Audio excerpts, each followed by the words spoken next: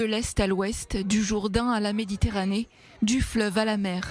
Un slogan bien connu des militants pro-palestiniens qui l'arborent quasi religieusement sur leurs pancartes flanquées du drapeau palestinien. La formule consacrée de part et d'autre déclenche les plus vives passions. Expression du désir palestinien de liberté et d'indépendance ou appel à la destruction d'Israël et des Juifs, cette phrase de ralliement devenue cri de guerre fait polémique. Du fleuve à la mer, la Palestine sera libre. Au lendemain des massacres perpétrés par le Hamas le 7 octobre dernier, des milliers de militants pro-palestiniens scandaient ces mots.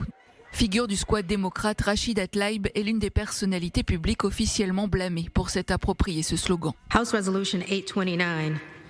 Résolution 829 de la Chambre. En mai 2019, Rachida Tlaib a déclaré qu'elle célébrait l'Holocauste et ressentait un sentiment d'apaisement en pensant au génocide de millions de Juifs. En 2020, Rachida Tlaib avait retweeté une illustration avec la légende « Du fleuve à la mer, la Palestine sera libre ». Ce slogan de l'OLP a été adopté par le Hamas et appelle à l'élimination d'Israël et à la mort de tous les Juifs.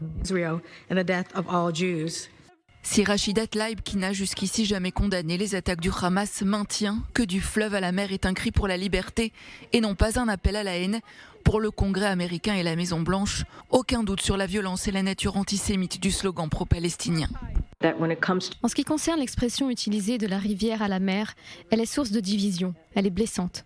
Beaucoup la trouvent offensante et antisémite, et donc évidemment, nous rejetons catégoriquement de l'utiliser pour qualifier ce conflit. Au Royaume-Uni, anathème jeté aussi sur l'utilisation du slogan. Les personnes qui l'utiliseraient pourraient bientôt être poursuivies en justice, tant ce cri de ralliement est associé à la volonté d'anéantir Israël.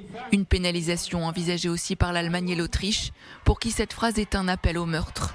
L'expression du Jourdain à la Méditerranée, née dans les années 60, est adoptée officiellement à la création de l'OLP en 64 comme principal objectif de l'organisation. En 2012, au 25e anniversaire du Hamas, le groupe terroriste adopte le slogan pour ses revendications territoriales couvrant Israël, Gaza et la Cisjordanie et l'inscrit dans sa charte, appelant explicitement à la destruction d'Israël.